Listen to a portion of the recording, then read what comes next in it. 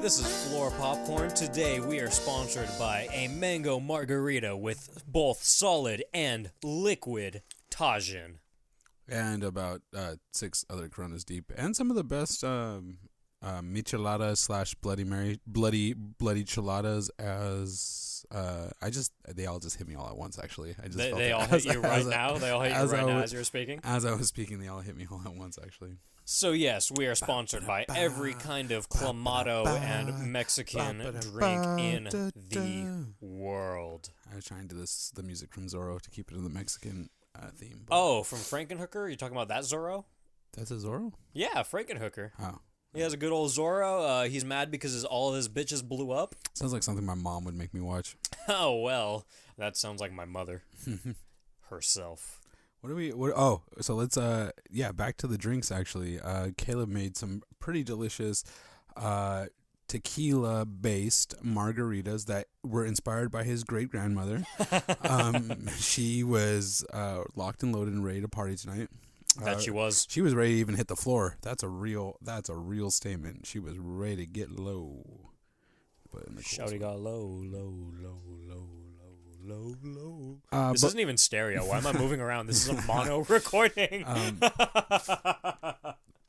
Caleb and I had this plan to every episode we're going to introduce a new drink. We both are inspiring alcoholics, and I've been bartending for like the last 7-8 years of my life, and he's always been interested in it. So the idea was we would kind of give you guys some good recipes to kind of throw in your own cups. Or just a random bullshit we're drinking, like something with a sheep, like some cheap thrills. Oh, that was awesome! Some cheap thrills. That's gonna be on a different episode too. Actually, that it is. Yeah, it's not I get. You know what? Maybe we should introduce who we are, because this is probably gonna be like our first episode. We are. People know already. Who are we, Roland? They can feel it. Who are we? We are Floor Popcorn. This is Robot Carrera and Caleb coming for you hot from what would you call your? Do you have a name for your studios? Horse shit. Horror ship? Yeah, horse shit. The horse ship? No, horse shit. The horse It's ship. really shitty. Yeah, with a capital WH. It's really down and dirty. So, yeah, Roland is my old manager. I am just some fucking dude who quit. Listen, we're here to offer a service for you beautiful listeners out there. We're here to offer you something that nobody else is offering you. And what is that? And that is perspective. That is perspective on absolutely nothing. Well, first and foremost on Donnie Darko. Oh, is that what we're doing? I think so. Just kidding. I'm very well prepared for this one, actually. Yeah, I'm very well prepared. You want to know why? Because these are my exact same notes from a different podcast. So I'm very prepared right now. Well, I grew up with the movie Donnie Darko. I actually remember when it came out in theaters. I remember not liking it. Same notes, different perspective. Yeah, I got a little bit of age on this movie. I am actually 64 years old. I look great. You look wonderful. I know. You look amazing. It's mostly cardio that I watch. Oh. I watch a lot of cardio I on TV. watch a lot of cardio. It's really good for the calves. It's great. Yes. Yeah, so Olympics or pole vaulting. It's great cardio to watch. Great. All right, guys. Well, anyway, what Roland was getting to, we are Floor Popcorn. The reasoning for this name. Roland, you want to get into a little story? Anyway, before we get into that, I'm Caleb. Some of you might know me from Horse Soup. Some of you might know me from absolutely nothing, because who the fuck am I? I'm not famous. I'm a fucking nobody. But I am from a little podcast, and I know some of you are here, so thank you for that. We are doing another, guess it, fucking movie podcast. What the fuck else am I going to talk about? It's what we're good at, and we're just giving you guys a little bit of variation. So I know he does a great job at doing the horror movies, but this is just to give a little flavor to your popcorn when you're ready, a little cheddar seasoning, if you will. Yeah, just so you guys know that I don't just watch horror movies. I do watch other movies, guys. That's actually a lie. It's hard. I haven't seen him watch a movie other than horror movie. Have you ever seen me pull up a movie other than a horror movie? Yeah, let's be real for a second. You're like, what's on the docket for tonight? You want to watch something different? Yeah, you want to watch this B-rated horror movie from the 70s that's god-awful and no one wants to watch? And yeah, I'm ready. Yeah, you get a big shore from me because I'm game. You know, it's all fun and games. You're actually down for everything that I put on, and I do appreciate that. Yeah, it's good. You're game for everything, and I appreciate it. You have a very wide palette. Yeah, it's good. It's good to, like I said, we're here for perspective. We're here to give a certain twist. In this actual podcast, we're gonna throw a little knuckleball at this thing. Actually, we need to find something to flip. Okay, so I'll get some. Okay, look in the bookshelf right behind you. There's a little. There is a Hellboy fist. I love that on his bookshelf. There's literally 800 DVDs and 4 books on his bookshelf. There's about 8 books, and there's also some wet specimen. Do you wanna? Can you actually hand me my my sparrow or my swallow? No, I don't want Clyde Frog. It's Clyde Frog. Oh. You can hold Clyde Frog, but can you give me my sparrow for this episode or my pig? Oh, you get the sparrow. Actually, can I have my pig too? I want both of them. No, please don't. Can I have my pig too, please? And there's a Hellboy fist down there, and that has coins in it. There might be a turning into way more work. Bree took all of my quarters, but okay, guys. So the reason we're grabbing a quarter right now, you have no idea what we're doing. This is totally an inside thing. The only 3 things we're gonna do on this podcast, we're gonna talk about movies, we're gonna debate movies, and we're gonna drink grain or non-grain alcohol. And we are going to flip a coin every single episode. We're going to do it's going to be a very interesting thing. We're going to call heads or tails. One of us is going to have to defend a movie, while the other one is going to have to fucking attack it and destroy it. Where's the horse suit? And we're kind of just going to see how this goes. All right, guys, we now have a coin. We don't have pennies anymore. We have a South Park. It is a commemorative Brokeback Mountain coin. One side is the super smashing Heath Ledger. On the other side, the very rigid Jake Gyllenhaal, who was also in the other movie. I said South Park, and I'm looking at a Smash Brothers coin. I don't know what I'm talking about. Yeah, there's definitely 2 gay cowboys on this coin. So, you're talking about your friend Ian. So here we go. We're going to flip a coin. So today's movie is going to be Donnie Darko, 2001. Yes, 2001. So how are we going to do this? I think we're both giant fans of this movie, correct? Yes. The director, what is his name again? He does nothing but shitty movies other than this movie. He's a fucking Richard Kelly. Richard Kelly is a fucking hack, but this movie is pretty incredible, so I can't get. Yeah, there's not any other movies he really did that I like. I really despise some of the other. I'm not going to go into it because his discography is not something that we want to talk about, and we will start talking about discographies and like other interesting things in other episodes, but we're not going to do that right now. Yeah, tonight we're here for the Dark Man. We're just here to get into this because I have a lot of notes for this. These are old notes, and I remember how long this is, so I don't think we're going to discuss all of that today. We will get into this later, but this is a feeler episode, right? We're just feeling it out? I think so. Let's see if this is what the people want. So, the people. I'm all about the okay, people. I'm going to call heads for defending the legacy of Donnie Darko. Okay, you're gonna be pro. You want heads for pro? Heads for pro. Heads for pro. We're gonna say the Heath Ledger side is So this is Jake Gyllenhaal side. This is tails. This is heads. Yeah. Okay. Yeah. Okay. So Perfect. Jake Gyllenhaal. So you're calling for Heath Ledger. On this yes. One. Okay. So heads to defend. If you, yep. Yeah. And then let's go for it. Vice versa. Yes. You don't need to explain it 10 times. Let's go. Well, actually. Yeah. Let's flip the coin. I'm actually okay. Now we're. Are you fucking kidding me? Can we move on? Okay. No. I am actually. I want to know. What if I win? Richard Kelly is an American director and writer born in Virginia. He unfortunately wrote and directed and produced The Box from 2009, starring Cameron fucking Diaz. I don't think we should have a say. As produced. I hope they serve beer in hell and wrote the screenplay and story for the movie Domino. I changed my mind. I don't think we should have a say. I think it should be completely up to the fates. What does this even mean? I called heads. This is up to the fates. So how about instead, if it lands on heads, you know what I mean? Like there's no say in it either way. Like we don't even get to choose what. Okay. So heads is defend and tails is, and it's up to the beholder of the coin flipper. I flip the coin next episode. Yeah, we go back and forth. That way there's no. Okay. I don't want to hear. Oh, you didn't. Okay, so heads is defend, tails is go to town of the coin flipper. Yes. Cool. Okay. Cool. Go for it. Oh, I don't like this. Go for it. Go for it. Already.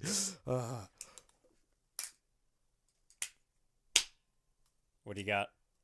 Let me see it.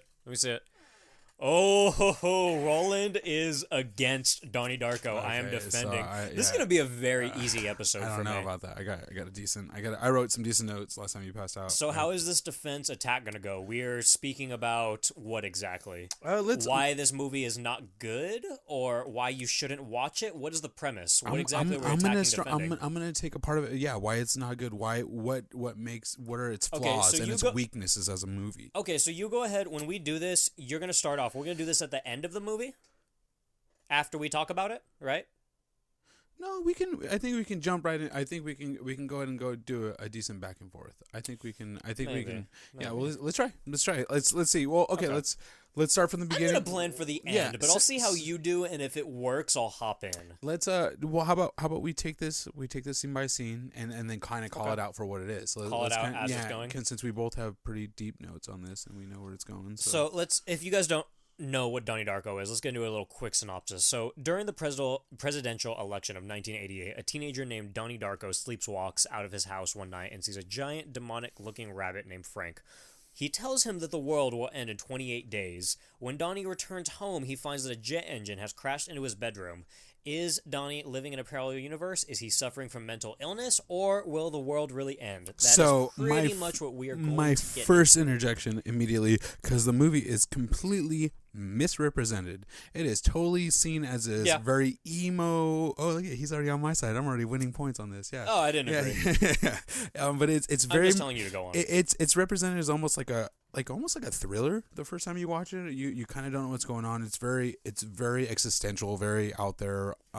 And to be honest, it's a superhero movie. Once you break it all down, it's just a basic ass superhero movie. You know, I can't agree with this because it is a tale of the boy and the traveling pants.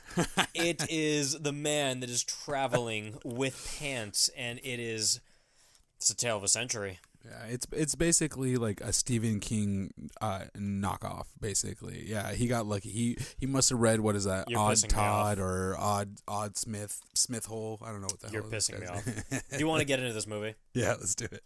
Okay.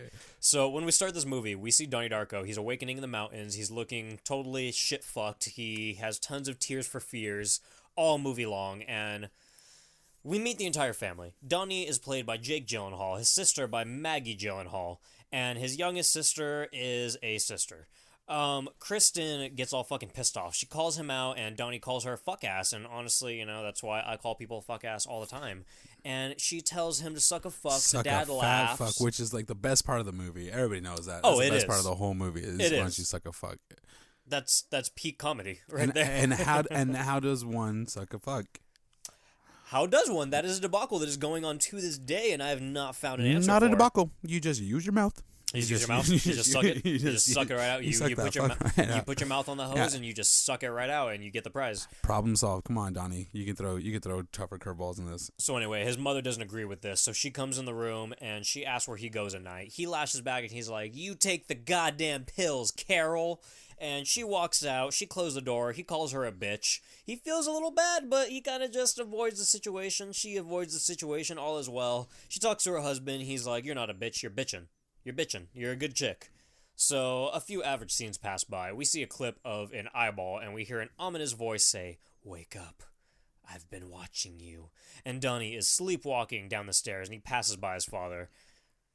This is the only reason why people remember this movie is this fucking costume, guys. Like, really, this is the thing that carried this whole fucking movie. No, it's not. You don't see the costume. No, you don't care about the costume until the end. No, that's the first thing you're interested. Like, ooh, what's this creepy ugly bunny? Nobody knows. No, that's it's not a costume. What is going on with the tale of this boy that is seeing First these of all, bunny people? can we admit to how talented this motherfucker is? That is a very impressive costume for some random high schooler to fucking make. Or is he a college student? I think he's a college student. I think he's coming back to his hometown. He bought it on Amazon, asshole. I saw it there last week. Oh, Amazon in the 80s? What, Yeah. he bought it from people who work in the... people who are from the Amazon? Amazon was in a Some garage pygmies? before they actually got into like the online trade. Very impressive costume. People can't recreate it to this day. I can recreate it. I can buy it on Amazon. Well, that's not the same thing. People who try people who try to make that costume, that's not a real costume. Like, who is he trying to be? Frank the Bunny Man. Mm-hmm. Yeah. I knew exactly what was going on the whole time, and that is why this movie is amazing. Not even based off nothing. That's not So, Frank the Bunny Man isn't a real character. Star Spangled Banner. It's playing in the background.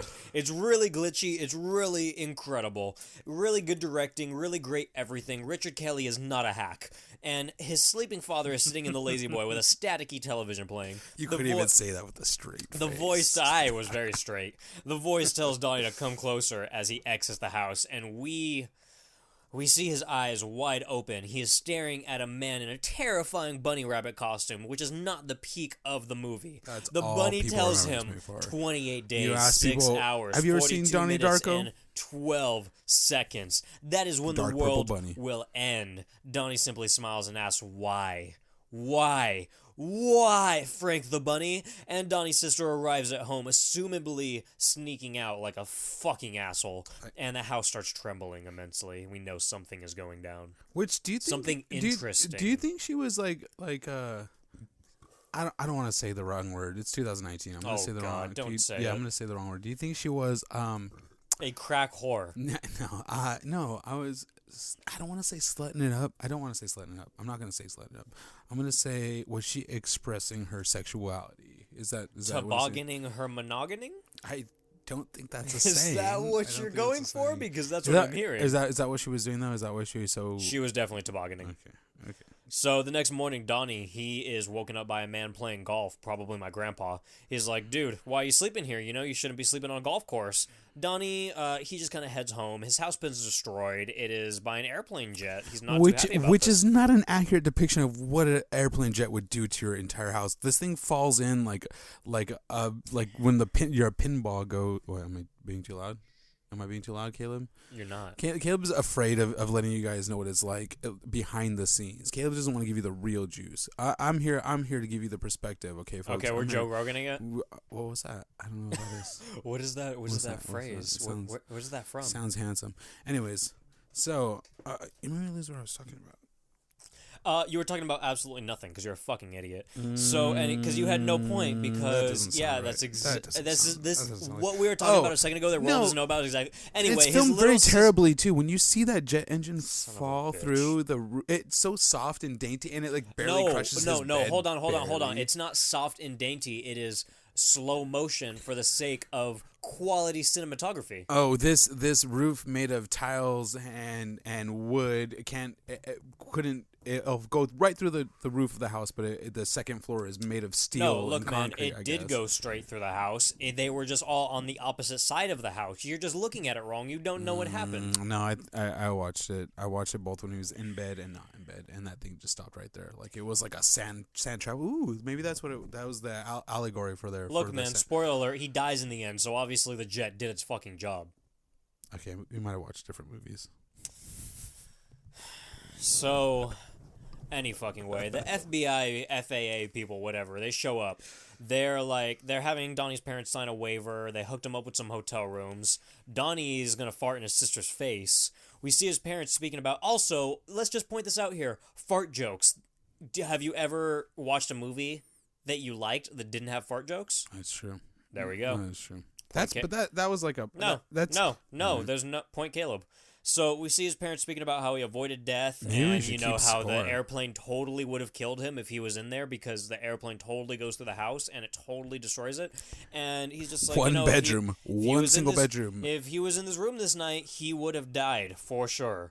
The next day at school, his friends give him a cigarette. He threatens his sister with an aerial garbage disposal whole conundrum. I've seen tires go through NASCAR crowds do more damage. We're on the next topic. His friend gives him a cigarette and is like, hey, man, that's good shit. Like, it's kind of like fucking weed or something, whatever. And we get to hear head over heels while we hear the high school jock, or see the high school jock, the bitch teacher, the new girl. It's all of the fucking tropes that you want to see in a movie. Okay, let's slow down a little bit. Let's not slow down. We're listening to Tears for Fears right now. You can't debate this. I'm gonna start unraveling this movie because if you've never seen this movie before and you're not watching it for the third or fourth time through, or 10th, you're not realizing this is actually an alternate reality that you're seeing. Let's not talk about this now. We're gonna get into this later. I'm going into it because this is a dumb premise that they allow this. See, it allows the actors. We're talking over each other. We're allowing the actors to have a lot more reign and a lot more forgiveness and maybe he was a bigger hack than we realized. maybe he was a bigger hack than we realized, because like, so that's the whole thing, is a lot of people throughout the movie, you notice, aren't very realistic, because they seem to be a little more aggressive than you would be. Like, it seems like most social norms kind of go out the window a little bit. It's people, and that's a whole part of the. Hold on, I'm gonna hit this really quick. Caleb's telling me not to do any of this, what I'm doing, but I'm gonna be myself, guys. I was gonna light a candle. So he's just saying a bunch of bullshit that you really don't want to hear. I'm getting high because I don't want to hear this anymore, because this debate is going fucking terribly. He doesn't know what he's talking about. He's losing this debate, but he thinks he's winning somehow. We're in an alternate universe, but what's actually really interesting is that you'll notice, a lot of the people are very aggressive. They don't seem to care about other people's feelings. They seem to. So it's it chapter 2. It's the bullying. The first time you watch the bullying in this movie, it seems a little bit harsh, and then when you realize what's going on, you're like, okay, that's why it's so harsh. It's because they're actually stuck in an alternate a parallel universe, to say the least. And in this parallel universe, it's almost like the characters have a subconscious idea that the things that they do don't necessarily have the same consequences. Well, hold on. It's not that they have a Well, yes, it is that they have a subconscious idea, but it's not like they do. They do. Because they have a specific purpose in this movie to fulfill a certain role. Not even fulfill a certain role, to help someone else fulfill a role. It almost seems like the fans wrote this movie for him after the movie came out, if I'm being completely honest. Like, it seems like all these fan theories built up this movie, and he's like, yeah, that you guys are 100% right. No, I'm actually going to come back to you with that. Richard Kelly wrote all of this, and I know this for a fact because I talked to him. He is actually... I have him on speed dial. Do you want me to call him? Actually, Richard Kelly's in the room. He has been staying with me in the closet. We built some shelves, and no, this is what he's doing with the rest of his life right now. Look at this. Sorry, guys. This is a heated debate. We have to smoke a little bit of weed during this one. Allegedly. So anyway, a ton of nostalgia, a ton of very cool scenes. It makes you think of walking around through high school. It gives you that actual feel of, I'm fucking here. I am living this movie right now. I am living Richard Kelly. I am Richard Kelly. We see Drew Barrymore, and this is actually the best part of the movie. Oh, actually, she does a terrific job in this movie. Not only that, I've said it a million times, where Drew Barrymore is so fucking hot in this movie. She could have had a little more makeup on with that. You know what, man? Don't. No, I know you're trying to win this debate, but don't. You're going to lose this just going into I didn't mean to make her prettier. I just meant some of the lighting was a little harsh. And sure. We all heard you. Yeah. So she pulls some very badass shit. The new girl walks into class and she's like, hey, sit next to the boy you think is the cutest. She goes right to Donnie because everyone else looks like an idiot. And Donnie is, he's a young brokeback. Which, way to make somebody a pariah in school. Oh, why don't you sit next to the boy you think is... You would not survive if a teacher that you in high school. There is no way you would survive after that. Well, you would not survive, and also the boy on the receiving end would not survive because everyone is pissed about him getting the cute girl. Yep, especially the weirdo. And that's how you know you're in an alternate universe. The signs were there, folks. The signs were there. The signs were there. I will give you that, and it's perfect that the signs are there because that's what we need. We need our hands held. Mm-hmm. So Donnie and his father, they're driving. They almost hit a chick. This chick is Grandma Death. She's very vital to the story. She wrote a fucking book. She whispers something in his ear. The dad asks what she said. We don't get an answer, and the scene moves on. A bunch of bullshit happens. He's talking to his counselor about the world ending, blah, blah, blah, blah, blah. We see the annoying teacher playing a movie about fear and Jim Cunningham, and this teacher is none other than Mrs. Kitty. She is an absolute fuck. She loves Jim Cunningham. She loves pedophiles. She doesn't know it yet, but she is very much a part of this ongoing timeline. This actress, she's been in a bunch of stuff, but man, she's in The Office. Yeah, but she's Dwight's babysitter that he fucks in The Office. But she's just like the Shooter McGavin from. Oh God! Don't talk about Shooter McGavin. She is very. She's just one of those actresses that like it's hard to see her in a positive light in anything that she plays in. No, as Dwight's babysitter, she is the best person in that. Yeah, and that's one of the rare cases. She is the most polite person there. So you're already losing this debate. She pulls off the heel better than any other lady in her age group. Like she is the heel. She could very easily play the bad guy in like a James Bond movie. She is a piece of turd, and it's very happy once her hero starts molesting little children. That's right. I said it. I jumped the gun. Spoilers. Her heroes raping babies. I actually beg to differ. Little kitty worms. What do we call them? First of all, someone who wins a debate wouldn't talk about raping babies. So second of all, I am going to get Miss Kitty tattooed on my leg because Sparkle motion You can't spell Miss is not Kitty. taken seriously. Miss Pussy. I wasn't prepared for that. I'm not gonna fact check that, but Donnie's friends are absolute assholes to Sharita, who shut up, shut up, shut up, and he dude, says you're gonna get canceled. he real says quick he with hopes that he gets bullshit. molested, and I probably wouldn't kick this guy's ass because shut up. And the night before school, Donnie was in a frank trance, and he busted water pipes at the high school because he has superpowers. He does have superpowers, but not in a bad sense, in a good sense toward the plot of the movie. Yeah. So school... Super strength, telekinesis. What else he got? He got some other stuff that he... You know what I also realized we didn't say earlier? What's that? We're only doing this coin flip thing on older movies. Oh, yeah. Don't worry about this. Yeah, we completely breezed over that entirely. Yeah, we're just going back and looking at some of the classics, some of the ones that we care about, and I feel like need to be, Donnie Darko in general is just too beloved by the nerdies. The cult classic, Spider-Man 3. I can't wait to do that one. I would never do that movie. Well, we're gonna have to because I hope you lose. I hope you have to tear that movie apart because that's a terrible. Yeah, I'm sure. So anyway, Frank Trance, jock dude. Seth Rogen, this is one of his first roles. Do you know what Seth Rogen is in before this movie?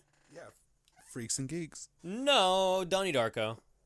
Donnie Darko was first? No, probably Freaks not. and Geeks is 1990. Yeah, it definitely is. Wait, hold on. I'm good at this. I'm really good at this. But Freaks and Geeks is 99 to 2000, I want to say. But did Seth Rogen actually say "I like your boobs" in Freaks and Geeks? Yeah, he did.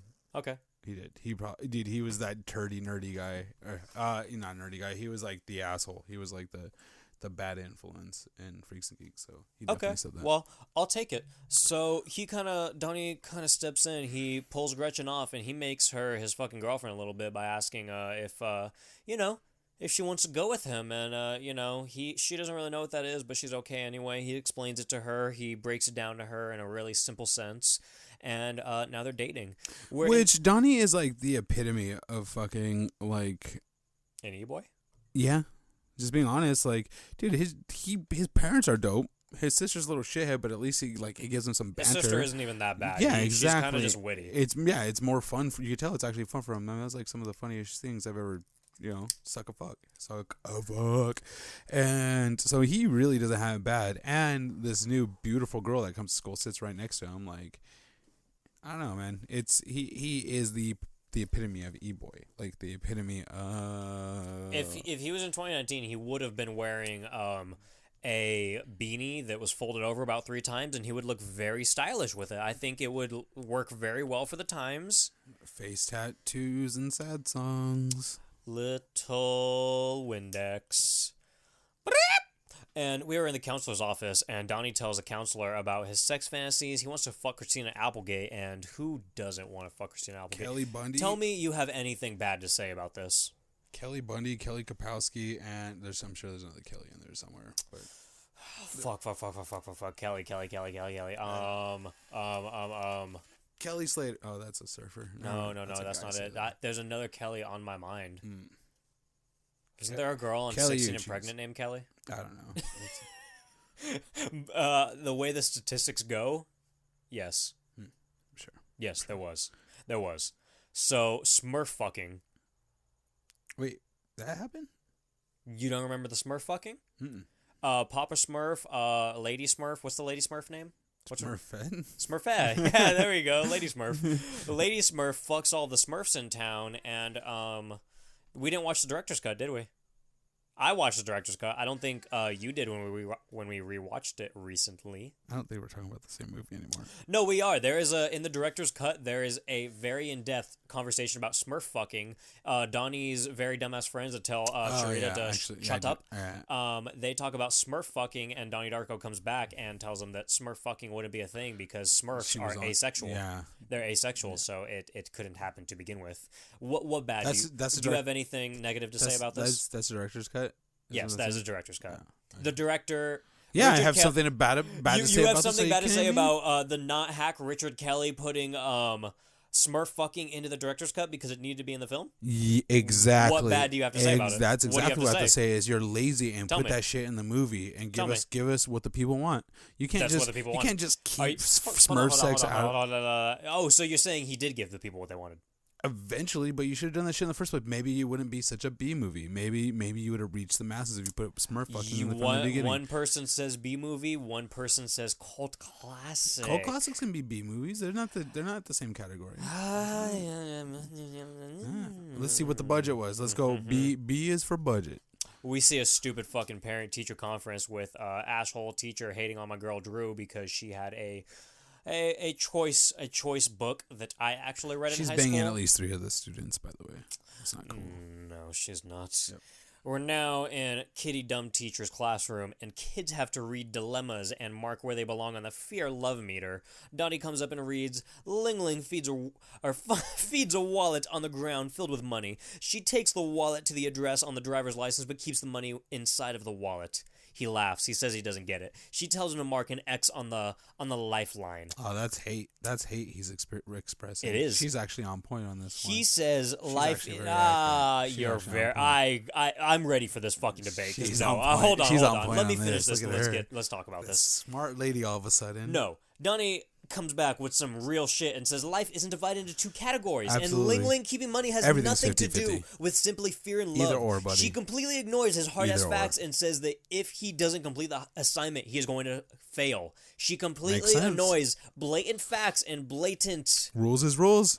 No. Rules is no, rules. No, you're wrong in this. Rules is not rules. Rules is rules. So you want to say rules is rules. What about the time that I got suspended because I told my teacher, fuck you and suck my dick, quote unquote, that was on my suspension paper? The backstory. I talked to him after class. He told me he was going to fail me, quote unquote, because he didn't enjoy my presence in his classroom.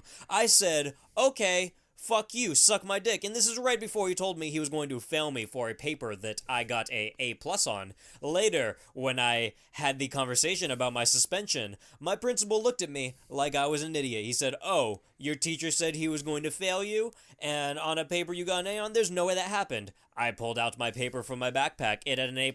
We looked at the teacher interwebs, and it told us, no, you failed this. I had the proof. I won. He sucked my dick. Different rules, man. You had your finger up that entire time, and I'm going to fucking kill. Rules is not rules. Rules is rules. Rules is not rules. Those are just different rules, dog. Caleb 30, Roland 0. I think I'm winning. We need okay, so that's what we need. We need a you guys, score meter. you beautiful people out there, totally help me Who realize wants what we to need. be our unpaid intern? That's exactly what needs to be happening. Unpaid intern we're gonna- doing we're gonna the s- score? We're probably gonna start with Caleb's neighbor because he seems like we might get a lot of free labor out of him. He seems to either be of my heritage or of something other, some sort of hardworking class. Are you talking about the Mexicano? I would race? imagine so. I would imagine so. But Oh, yeah, you know, everybody's different. Or so the I'm down. Yes. So everybody's different, and you know, so that's what we need. Though. Different We need race for different we folks. need our own. What's that? Michael? No, he doesn't actually do the reffing. Give us money. We need a ref. We need a referee Give us help. or money. Just give us money. Actually, us don't give us a supplies. ref. Just give us money. Give us score. and Help us. we'll be able to provide you with what We you need what the people want. substance. That's all I care about. Substance. We are in a meeting with this principal. Miss Kitty says that Donnie told her to forcibly insert the lifeline card into her anus, and Kitty is being an absolute aggressive, two-faced bitch at this point. Which is cool. Bitch-a-rooney. Parents are laughing at the whole time. Oh, they are having an absolute ball with It's this, and awesome. would you not? Yeah, it'd be so funny. I'd be Would you proud not? of my kid. Okay, my father is a piece of shit, but I do remember him laughing when I told the teacher to suck my dick, and it's kind of just, even though he's a piece of shit, even if you're garbage, you have to laugh at these things, don't you? Different rules. Different rules, not the same thing. Different rules. Kitty is totally the worst. She's talking about family values. She is Oh, talking the to worst. Donnie's Talking mother, about just like, keeping hey, America strong. oh God, I can't bringing do the this. world together. And we're at school now. Donnie's asking one of his teachers about time travel and how it can be done. This movie is so unaware. He gives him a book on Not time woke. travel. And he says that it was written by a teacher that taught at Middlesex herself. This was Grandma Death. Her name was Robert Sparrow. And we learn the incidents when the fabric of the fourth dimension become corrupted are incredibly rare. Shut up. If a tangent universe occurs, it will be highly unstable, sustaining life for no longer than several weeks. This is the premise of the movie. Eventually, it will collapse upon itself, forming a black hole within the primary universe capable of destroying all existence. And I'm going to come back at you from earlier. You said that the fans wrote this movie, but they did not. Because Richard Kelly had to make the director's cut to spell this movie out to fans because fans could not understand what this movie was actually about, which is the reason that my co-host on a lovely horror show called Horror Soup could not understand. If you want to go to episode it takes six viewings to really get what's happening. I want to say it takes 4 viewings to like it. It takes about 6 to actually really know what the hell is happening. I want to say episode 13 of a little podcast called Horror Soup. I school my my co-host into realizing what this movie is actually about, and it's because, another thing, she did not watch the director's cut, and if you go back and listen to it, you will see that if you watch the director's cut, Richard Kelly had to spoon-feed this movie to all of you titty-suckling because little it assholes. Was so unintelligible that nobody could comprehend it, so he had to actually put it the way he wanted it, so that people can understand. That's how bad that's how crappy of a. That's why it's still a B movie, dude. It just wasn't put together right, and that's why every teenage Hot Topic going to Nightmare Before Christmas wearing teenage girl love this movie because it was spooky and nobody knew why, and that's why it was just like your junior high years, just scary, dark, and poopy. Jennifer's Body?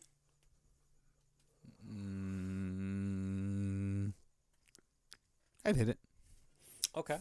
You would hit Jennifer's Body? Yeah, the truck. That's how you survive. Megan Fox is no longer really doing movies anymore, and that is because she didn't want to show her Jennifer's Body, and I commend you for that, Jennifer. Good for her. And your body. Yeah, you got saved my eyes from your terrible acting. Hey. What is she good in? We're Jennifer's Body. Just because she's in it doesn't mean she's good in it. I'm not gonna fucking talk to you about this. You know, Ash and Elena, please get my fucking back. They're not listening to this. You're right. I wouldn't listen. I wouldn't either. I wouldn't listen to this. So anyway, I'm gonna skip this next scene. It doesn't fucking matter. It's more counselors talking.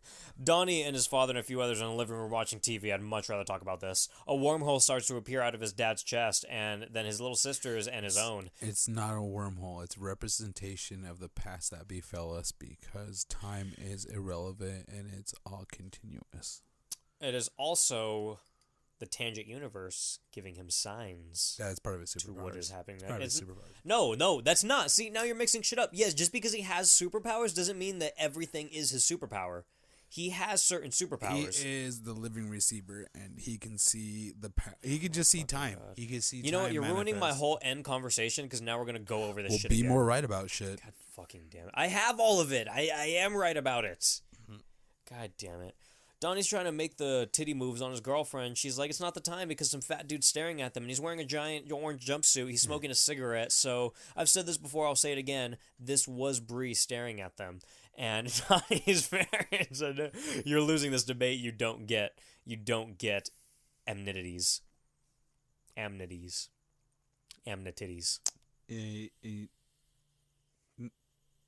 What? You started derailing really quick. So at this point in the movie, they're at dinner. Wait, is this after he's already talked to his science teacher about the book about Robert? There's multiple scenes about that. One of them already happened, especially in the director's cut, right? No, I think it's about the same. It might be a little bit longer. I'm gonna hit you with your own fucking. We're about at the dinner scene right now when they're speaking about how Donnie telling any woman to insert shit into her ass shouldn't go without punishment, and the dad says, I think we should buy him a moped, just like you. I would love a moped. Okay, so wait, where are we at now? So we're back at the fucking counselor again now. Because every couple scenes we get a counselor scene. And he's experiencing like daylight illusions. He's seeing a giant bunny rabbit named Frank. That's the other thing is too. He's starting to come to terms with what is going on, because before he was kind of alluding to things were happening in his life, but he didn't tell his counselor or his therapist exactly what was happening. Especially with all this therapist bullshit. It was heavily implied too. The first like few early of the 2000s, like when this movie first came out. It was heavily implied that it was more of a psychological movie. It was a mental health movie. A mental health movie. But that was also a misinterpretation of this movie. Absolutely. It's not a mental health movie at all. And what's funny is the director's cut came out the next year.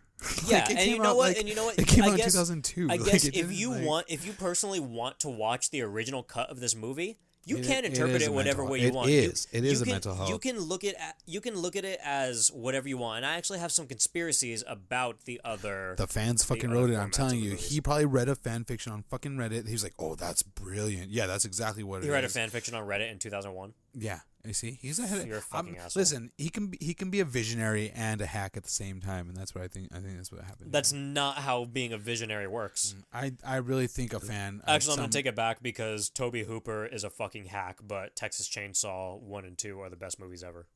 They're up there. But I genuinely, I think that's This isn't a horror movie podcast. The more we talk about this, like the more I actually like think that because you love this movie. No, that the fact that he did there's something fishy going on here, because like and maybe he's right. Maybe like I think because too the book is all written out, right? The actual philosopher or whatever. Yes, like there's you can actually buy the philosophy of time travel. Yeah, so that and read the entire book. You know, you can actually find the entire book online as well. I'll bullshit aside. I'm sure that's what. But like it's almost like one of those things like. I don't know. You know what? Actually, I'm gonna figure this out right now. I'm gonna figure out when the philosophy of time travel came out. Yeah, and then I'm sure it came out like the next year. I'm sure, but it just seems like it's only recently that all these ideas of it being just strictly a superhero movie, which it makes the most sense. The way it's filmed, it really does. Like that, it's a angsty superhero movie of a different, like that makes the most sense when you put it together. Like, and if you look at it that way, you're like, oh, that explains a lot of the visuals that don't make any sense, like through the movie. When did it come out? Point Roland, 2002.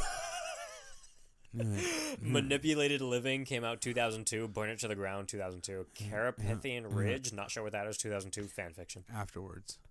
Fuck. Point Roland, you get 1 point out of all of this. It's 31. I'm here to give my perspective. I'm here to give the people what they want. That's actually really impressive. No, you were pretty spot on with that, and I will give you that. But now we're getting to an important part of the movie. That's so funny. That makes the movie make so much more sense. We meet Jim Cunningham in the flesh, and this is Patrick fucking Swayze. This is the epitome of a good writing. The epitome of Patrick Swayze. The epitome of Julian from Trailer Park Boys. Yeah, that's exactly it.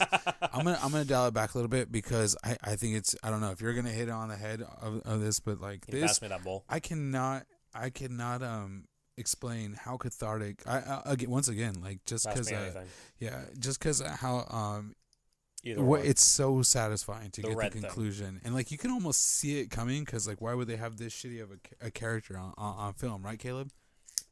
Yeah, that's exactly what I was saying. Why would you have Patrick Swayze playing an absolute pervert? But you actually need to see it, because otherwise you're rooting for Patrick Swayze, and you don't want to ever root for Patrick Swayze unless he's dancing, right? Is that what we're going? No, that's not true. Patrick Swayze's badass in a lot of movies. Oh, well, we all have opinions. And now he's dead, so you can't be too mean to him. But he lives on through Julian. Yeah, that's just, well, yeah, kind of. Haha, so Donnie calls Jim Cunningham, a.k.a. I'm going to actually call him Patrick Swayze. Donnie Darko, Jake Gyllenhaal calls Patrick Swayze the Antichrist. Do you have any take on that? What do you have to say about this? It was really, actually, it was very, very poorly executed, because you want a lot more. You want a lot more. He's finally stepping up to him in the audience, and it had a lot more room to, he could have done a lot more good. He did everything. He was selfish. He did everything he needed to, because you know what? If you go too out, he did not. And he overacted. Teenagery. No, he did not. He gave you everything you needed in this scene, because you expect him to go to town, act like an obnoxious asshole toward this man, but he's not. He's questioning him like a very civil, very thought-out human being, and then he ends it by telling him that he is a piece of shit, like they're he should. in an alternate universe, and that is the only reason why he's behaving the way he's behaving. See, just because he's the living receiver doesn't mean he's not affected by being in the tangent No, but the thing universe. is, being a living receiver doesn't mean that you are a badass. Being a living receiver means that you have the potential to save the world. No, he could not. If he failed on his mission, and yes, it is also up to the manipulated dead to guide him to his overall. Which is a bullshit explanation for. Okay, so everybody's listening. There's only about 10% of you who probably understand the manipulated dead and the manipulated living, and I don't mean that in a condescending way, just because it's a bullshit thing. You don't learn about this. Hold on. Let me just say, if you guys are confused right now, stick through the end, or at least fast forward through the end if you want to. Probably the last, I'd say, 20 minutes. We'll see. But I'm gonna go through everything, and I'm gonna ignore everything we said, and I'm just gonna state the facts. So we'll explain all of this. Shut up. Stink. Okay, I'll let you go then, because don't bring up the manipulated living or because they're dumb excuses for the care, because they're contradicting. They're contradicting ideas. They're contradicting ideas. No, when you the really thing break is, it down. you want to say it's a dumb excuse, You but don't it's not, need- because you it's hear an- all it's the an other. No, you unnecessary hear all premise. Fuck you. Unnecessary Fuck premise. you. You Unnecessary hear all of premise. the other theories for this movie, and none of them make sense. This makes the most sense. It's not because it is applied after. It is something that was thought out before this movie was made. Unnecessary plot. No, it's not. It's very necessary because it makes this movie much more than it is. Why couldn't they all be the what was it? The unnecessary dead. What are they called? Fuck you. We have another grandma death scene, and this time Frank tells Donnie to leave her a note in the mailbox. She stares at Donnie and Gretchen ominously and reads another passage from a book. And this one reads, "When a tangent universe occurs, those living nearest to the vortex will find themselves at the epicenter." Shut up. Shows how shitty all these people are. This sweet old lady is just hanging out. Can you just shut? in the street. No, that's not. She's walking not around. hanging out. She's just trying to help save the universe. She is a living manipulated. receiver. No. See, you don't know what you're saying. No, she's a living receiver. That's true. She's a survivor. Actually, you know what? I just fucking caught you. No, because she's not a living receiver. She is a past living receiver. And that's what makes her a manipulated dead, technically. Now that she's no longer the living. No, well then she's a manipulated living. Do you know either or? She's a manipulated living, but it's not the same. She is. But she's either or, even though she's a survivor. Well, yes. You know, that's what makes all this bullshit, because it doesn't make any fucking sense. They could just be all manipulated livings or all manipulated deads, and they could all be living receivers. And you didn't have to, I don't know. And he's the only living receiver that realizes his potential, and that's how he saved the world. Like there's so many different ways you could have written this, and they none of them really make sense unless you like just want to believe in them. There's not there, and that's the whole thing is too. Is like this is more of like a roller coaster, and that's what. Okay, so this is what makes superhero movies different than an actual cinema film, and I'll give Martin Scorsese some credit. Is you can have a character arc in a superhero movie, like Harry Potter's.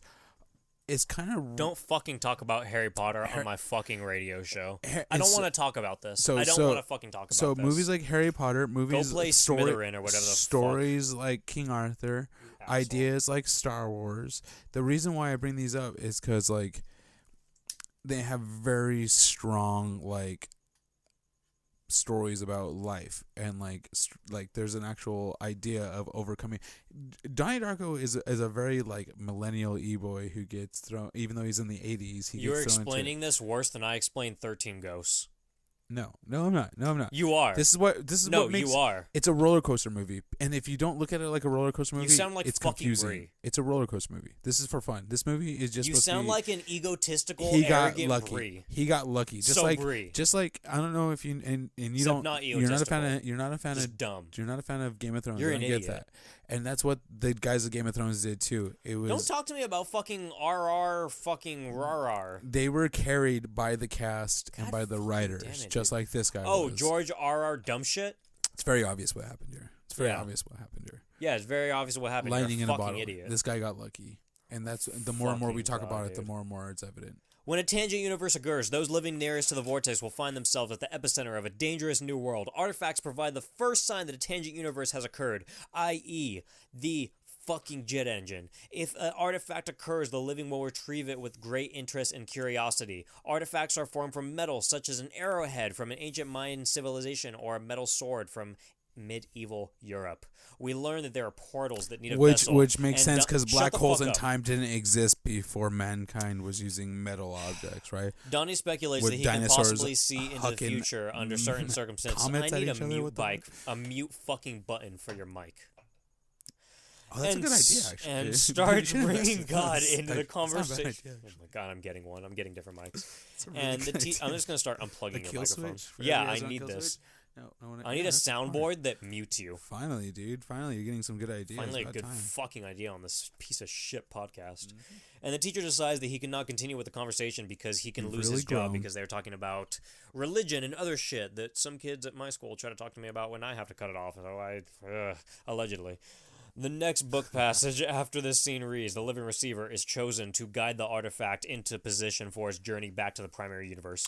No one knows how or why a receiver will be chosen. The living receiver is often blessed with fourth dimensional powers. These include increased strength, telekinesis, mind control. Shut up, let me This finish movie before you makes talk about things. so much less sense now that we understand it. Like And trying to the- explain it can you before please shut in up? 2004 Oh, when you try to Roland, explain Roland, let me that- finish my things and then that talk your shit. Tears for Sway. Fears has an entire movie based off of its album. Like stop. that's a better way to The describe ability this to movie. conjure fire and water. The living receiver is often tormented by terrifying dreams, visions, and auditory hallucinations during his time within the Tangent universe. Go ahead and say whatever you want to say. Just wait till I fucking finish. Go ahead. Donnie tells his counselor about the book and the worm things that are appearing and how they're written in the book to a T. He said that he followed one into his parents' room when the counselor asked what he found. He lied and said nothing. Gretchen and Donnie kiss. You lied? And they head to the movie theater to watch Evil Dead.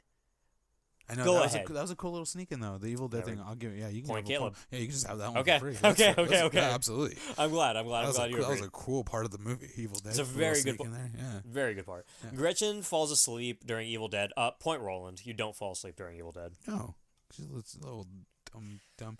I Wait, fall asleep during a lot of movies. Evil Dead is not one of them. And Caleb doesn't think that Gretchen is the lead female role in this movie. When for some did I ever reason. say that? When I said the main girl, and you're like, "Oh, you mean Gretchen?" And I was like, "Yeah, of course." And you're like, "Why is she the main girl?" How is she the main girl? I wasn't asking that in the sense of, oh, she's not the main girl. Someone else should be the main girl. It was, oh, why do you believe she's the main girl? Because I want to prick your brain because you're an idiot. Yeah, I don't think so. That sounds like a fib. Gretchen is 100% Sounds like a the main regular girl. Donnie Darko Who else would be liar the, over here. okay, the other main girl I can think of in this movie Roland. is Counter ref. No. Miss Kitty. Miss Wow. Kitty is the main girl in this movie. Without I her, could nothing agree. would be set into place. I could agree. She's a philosopher. She is a smart woman, wise beyond her years. I can see that. Point Caleb.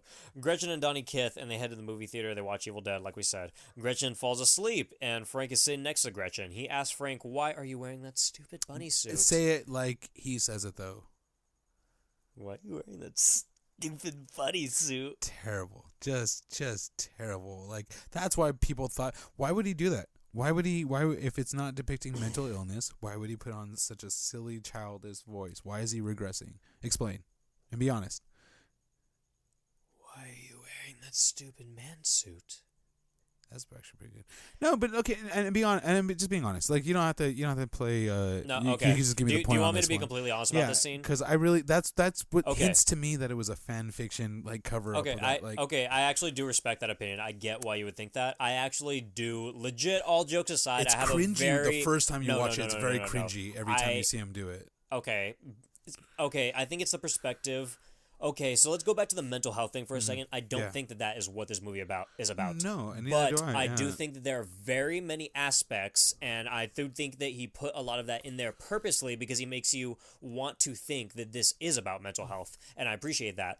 Being someone that has battled with mental health my entire life, battled with severe depression, anxiety, trauma, etc., Yep. I relate to the scene because when he is looking at him and he thinks he is a real person, he's not laughing because it is a random little scene that you're so putting maybe in. he's like giving into. He's maybe giving into his own insanity because he is laughing at him because he's like, oh wait, this guy's he's here. Like he's a teenager. He kind of knows yeah. he isn't there, Okay. but he knows he is there, and he's laughing because he's giving into everything at this point. And this is actually when he just starts to go off on his own through his own free will, because we see him earlier when he bursts the pipes.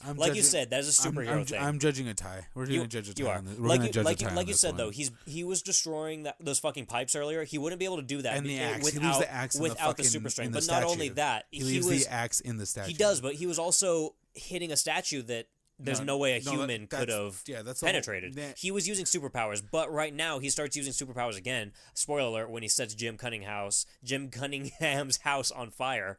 But right before this is his descent into madness. He did not know what happened when he burst the pipes. He knew what was going on when he went and set Jim's house on fire because he was conscious, he was awake. This was his descent into madness. And I enjoy the laughing. I enjoy him asking him that in a childlike, playful way, because it's kind of like the trope of a child seeing a ghost and thinking it's playful. It's something interesting. That's what I'll call this point a tie, because like it's a decent explanation, but it could definitely go either way on that. It could definitely go either way, because there's no way to. It could. You're not wrong. And you're not hopefully wrong about that. he never hears this podcast, because that's the argument he's going to use for Richard Kelly. Richard Kelly himself. He's going to soak that up right away. He would be on my side immediately. Absolutely, it's very obvious. Domino Harvey. God, I can't wait till I show you that trailer. It's so bad. His movies are terrible. Well, anyway, this scene actually gets a lot better because Donnie starts to ask him when he's going to stop. After he asks him to take off his man suit, he pulls it off and he is revealed. We see that Frank the Bunny is an actual person. He's not just a bunny. He's not just it's kind of disappointing made-up thing. The first time you see it. The first time you see it, luckily he has his fucking eye missing. Yes. It's a little disappointing, but it's another thing that you talked about earlier. It's when you rewatch this movie, you appreciate it so much. The first time that Frank pulls off his mask in the movie, I actually get chills every time. I don't know about you, but every single time I watch it, I get chills because that very reveal... Very well shot, too. It's cool. It's in a very movie theater. Very coolly lit. You get a point for this one. You get a point it's a very well shot scene, and you have the portal coming out of the screen during Evil Ted 2. It's right on, if I remember right, it's right on the cabin, right? They do a shot over to the cabin, and then the portal opens. Yeah. And Donnie starts to, he's kind of getting led toward this portal, and he giggles. Frank tells him to look at the screen. He says, have you ever seen a portal? And that's when he gets the fucking, thought in his head. He has to go do something. And he leaves. Gretchen's still asleep. Everyone's watching, the Sparkle Kids doing their Sparkle dance, because they're all having, a giant, what is it called? It's a show? It's a show. I don't know what else to call it. And Donnie gets to Jim Cunningham's house. That's who is a douchebag. He's very he's a terrible person. Yeah, he's like those shitty inspirational those Tony Robbins for kids. He's a motivational speaker. If you guys have ever seen Roland, have you your least favorite assembly as a kid? You guys all went to school. Have you seen Dexter? I want to say season 5 or 6 with Lumen, the blonde girl. There was this whole story arc about the girls in the barrels. She wants to be the killer, too. Yes, and there was that man. He was the head of everything. I can't remember his name, but he was that business dude, and he was really smug, really arrogant. Yeah. That's exactly who Jim Cunningham is. If you watch Parks and Rec, he's the Kabam dude. Kabam. There you go. We have a bunch of references. Yeah, it was literally your least favorite assembly as a kid. The annoying, obnoxious dude who was just inspirational, but not inspirational. A complete douche. Yeah. So now that you admit that, you're kind of hand on hand admitting that other scene with Donnie Darko calling him out earlier was inappropriate, and undeserved. Yeah, Next. sure.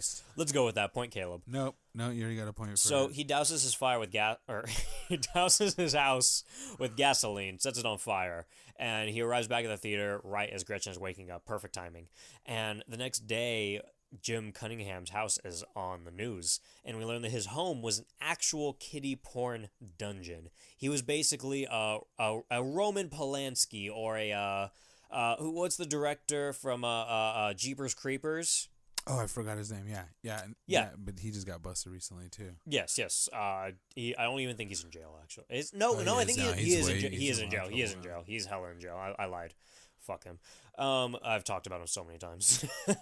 So we go to the principal's office, and Drew gets fucking fired for being the best teacher around, and because she has a different train of thought. She has more of a. She belongs in a college setting. Yeah. She very much belongs in a college, very intellectual thinking type of setting, but she is stuck in a high school, and a lot of these children's parents are opinionated. If you didn't have opinionated parents, she's like that one teacher that got a little bit too like she's gonna end up substituting somewhere and hooking up with one of the students. I was just gonna say, if you fucking say that again, I'm gonna kick your ass, and we're gonna have to stop this podcast right now. She does a lot of shoulder touching with them kids. I see her.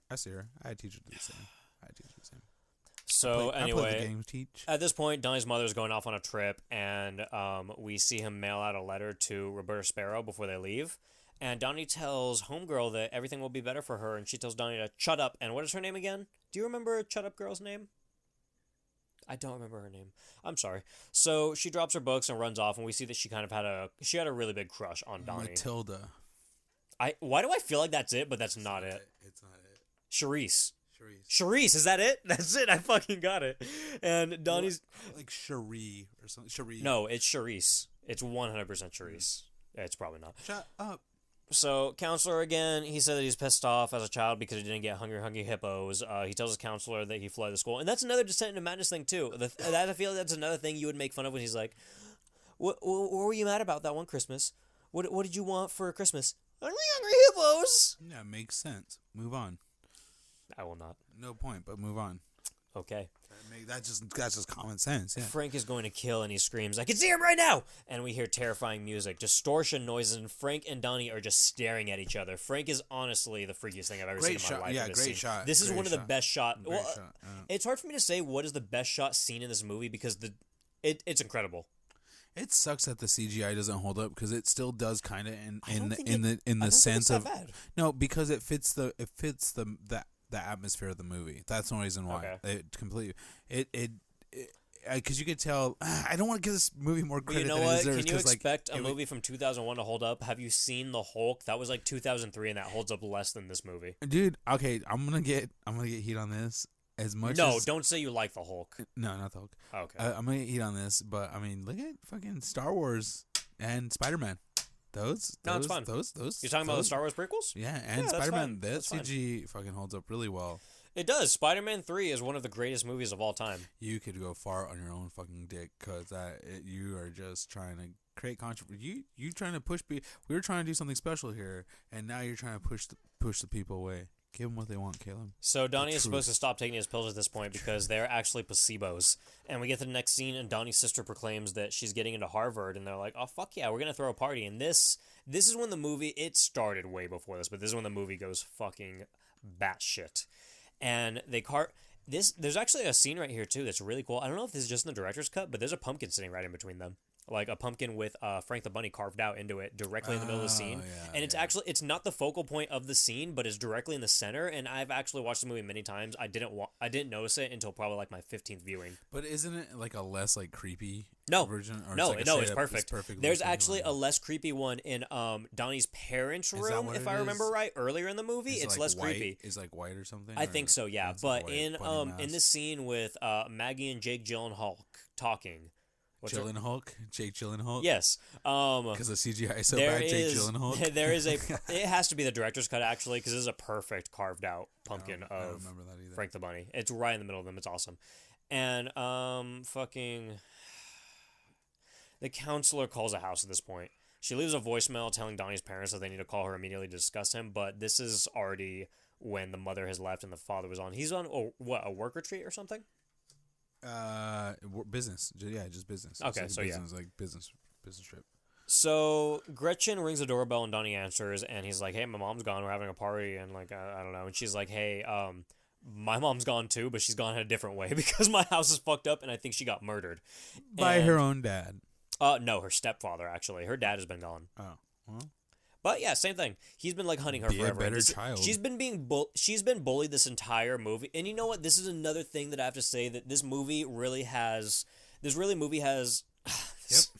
Oh God, this movie really has the power to make you feel for these characters and their situations, because being in a broken home and seeing this girl running away from her fucking father who literally tried to murder her mother and being bullied her entire life and having to move schools and still being bullied at a new school give him some just credit. for her mother being almost murdered. That's... I think her mom was actually murdered, though. Give him some credit. No, she wasn't. Oh, Her mom just got taken away right now. Oh, that's right. She got stabbed a bunch of times. Right. She was near death. And that, remember, Seth Rogen makes fun of her later. He's like... Funny. Those are death noises. Funny. Well time. Not too funny when you're on the receiving end. So I guess you're an asshole. -1 point, Roland. So they have sex because they have tragedy in their blood. And over voicemail, we hear that Donnie's mom is heading back from her trip. And it's now October 30th, 1988. Oh, I always forget that this is such a Halloween movie. This is one of the best Halloween movies of all time, and I'm actually kind of disappointed that I didn't watch it this October. Do you think it's actually Halloween, or do you think it's like that bullshit where it's like on a Thursday, and so like they actually were celebrating on like the... Because does it say... No, it says actually Halloween. No, it ends on... The 31st. Yeah, I'm pretty sure. Yeah, you're pretty sure. Yeah, well, yeah. Didn't matter enough to remember. Dude, it's a Halloween party. They're at a Halloween party. Yeah, but maybe it's on like Halloween. On Saturday. And cause like, I don't think so. I'm pretty sure Halloween was on a Saturday this year. So maybe that's why. Go on your calendar and see what, 2001, see when. He's too lazy. He didn't make it that accurate. No, he did. Unless it was something like significant to him. It was. It's his birthday. So Donnie kisses Gretchen downstairs and turns around, and another wormhole takes him to the fridge. I don't know why she was just kind of like leaving right now after they fucked and her mom was murdered, but it's all right. And he reads Frank was here, went to get a beer. And Donnie, Gretchen, and their two friends leave the house on bikes, and they arrive at a little shack, and Donnie says cellar door, which represents somewhat of a time-twisting portal kind of thing. And this asshole jock dude and Seth Rogen pull up yet again. Explain. No. They throw the Stop. shit out of Gretchen. And Stop right there. You're not... No, I'm throwing my one red card. Explain. Right now, make that make at least in the smallest possible sense make sense to me. Why are Seth Rogen... Are they mad because they caught them like masturbating with each other? Now? Why were they bullies in the cellar waiting for them? They weren't waiting for them. They pulled up. No, they were in there waiting for him. He goes down there, and they're already in there waiting for him. Why are they in the cellar waiting for him? No, they pull up, don't they? No, it says cellar door. He goes down in through the cellar door, and they surprise him. Explain. Do you want me to explain it? Yes. Manipulated living. Exactly. That doesn't make any fucking sense. Yes, it does.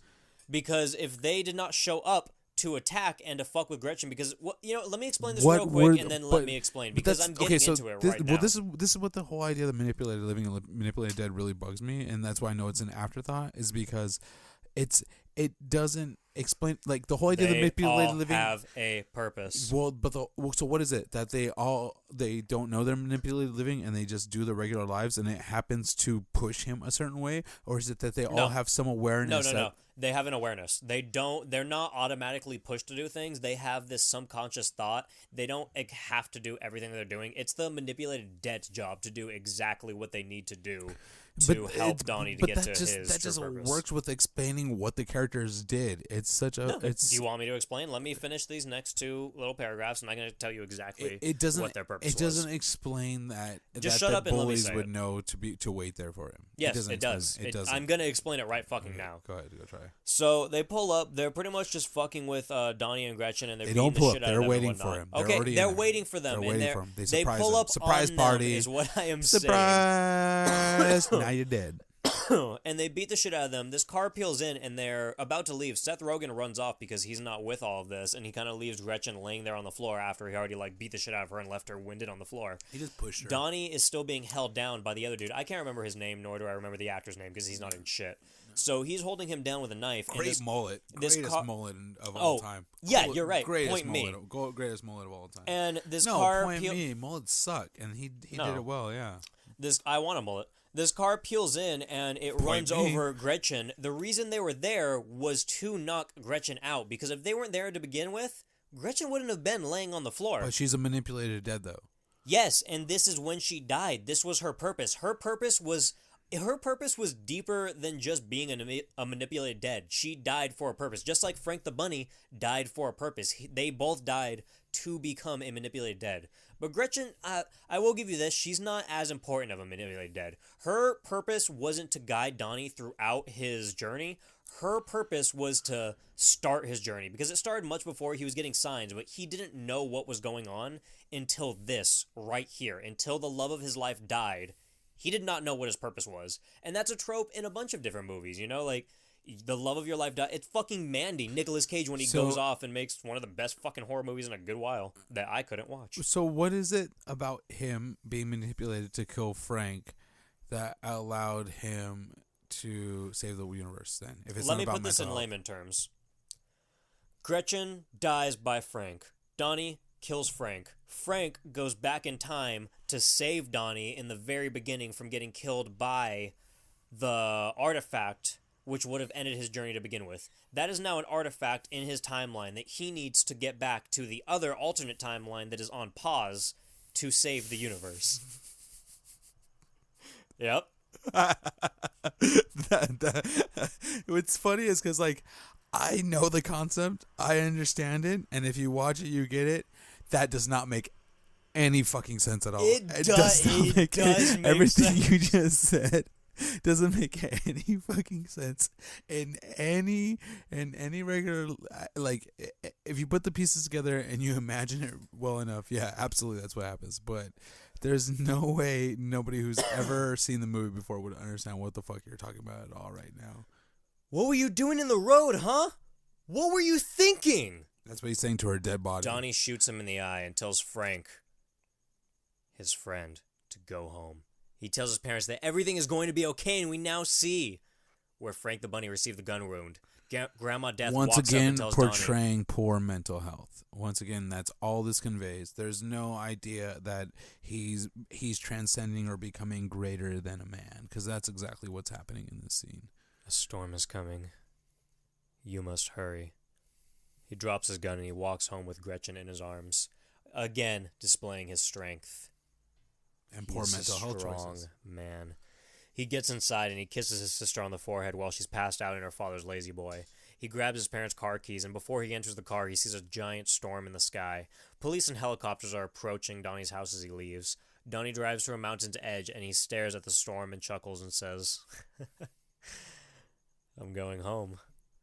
We now see his mother and Samantha Darko on the plane coming home. The flight goes haywire due to Donnie's tangent universe telekinesis powers that he used to rip off the Which is such a bullshit fucking excuse for anybody who's paying the closest of attention. This is in the original cut, not the director's cut, surpassing your theory about this all being written later in 2012. No, okay, so here's my theory, is that the director went Cloverfield on this and went like, I'm going to, because it's the exact same technique. The exact same technique. Cloverfield stole it. No. Yes, it is. No. 100%. Don't. And I will show. I'll prove it to you. I will prove it to you. Cloverfield is half a star. Donnie Darko is 5 stars. I can prove it to you that the same idea of what happened. I can explain to you what they did. You're with fucking it. pissing me off. So in Cloverfield, there's this scene when they're I believe it's at the very beginning when they're on a Ferris wheel. In the very, very background, you see you would literally have to slow it down and watch it, and you see something splash in the water. Same thing with this scene. If you are not looking for it, you do not see the turbine falling into the actual storm, and you don't see it until you see it wrapped up in the actual. Cool. So you don't get the idea that he actually is the one that ripped it off himself. And so it's you could have just done that as he's sitting there watching his parents or watching, right? He's just sitting there watching, and then Spider-Man 3 and alludes to Tobey Maguire having cool hair. The storm that is coming is what took off the turbine, and he was just there to witness it, and the turbine just happens to fall through, and that's the turbine that crushed his room. Not any idea of him using telekinesis and using some sort of time travel to create 3 artifacts, not just 2 artifacts, which makes way more sense than having to have That's 3. not what happened. There's 3. Yeah. I'll let you look that up. There's 3. It's 3. It is 3 different artifacts. There's 3 different turbines. Okay. All right. You can. Okay. Keep going. I'll let you explain because now I know I'm trumping. There's 2. There's 3. There's the first artifact that was created in the Ultimate Universe, in the primary universe. That is the same artifact as the Tangent Universe. That's not a different one. That's the original. And then the second one is a copy that was made, the perfect copy. No. That's it. That's the one that's attached to the No, plane that his mom's on. No, you're right. And then after it goes through, it's a completely third different. No, that is the copy. But do you remember the very beginning of this movie? You're actually pulling something out. Remember when they said that they couldn't find the plane attached to it? Yeah, that's the whole point. But that's the first one. This isn't from me. This is from him. I've looked this up for him. There's three different turbines. There's three different artifacts. Okay, no, there's the first one that smashed his room that we watched. There's the second one that is the exact replica, that's when he rips off the plane using telekinesis, and then once it goes to the portal, there's a third one that's created. It's not the same as it goes through. That's the same one as the copy because this is from him. I'll let you Google it. That's part of the time. I have Googled it. I have it at the end. I'll pull it up for you right now. Go ahead. That's part of the time travel thing because I guess maybe you're right, but I don't think you are. He pulled it. It makes more sense to have too. I'm going to agree with you. But the thing is, the reason why the plane was never found is that the plane was flying through. That was the plane that his mother and his sister were on. He pulled that artifact from the plane to send it back. Yeah. I'm gonna let you look it up, and you'll tell me what you find, because I might be wrong here. This is his explanation. I might be wrong here, but this is his personal. Richard Kelly's personal explanation. No, this is what he's going with. This is what he accepts. But, okay. Yeah, there's three of them. Yep. Tell me what it says. Okay. Get into the mic. So, according to I don't know what that means. The guy wrote it. When the tangent universe is created, an artifact will also spontaneously appear. The artifact is the first sign of evidence that the tangent universe has been created, like the parallel universe, right? And they're always made from metal, like you said. That's true too. I got something wrong, but I know what I got wrong. Keep going, and I have an explanation. In this case, the artifact is the giant jet engine. Where the artifact originally comes from is never disclosed. It was most likely created as the tangent universe was being formed. Because it's not the cause of the new universe, of the tangent universe. It is just, it's a correlation to the universe. Let me find where it actually No, actually, the first few sentences you said right now gave me, I explained this wrong at first. There's never a jet engine in the primary universe. When the artifact there's two. No, that's the first one. No.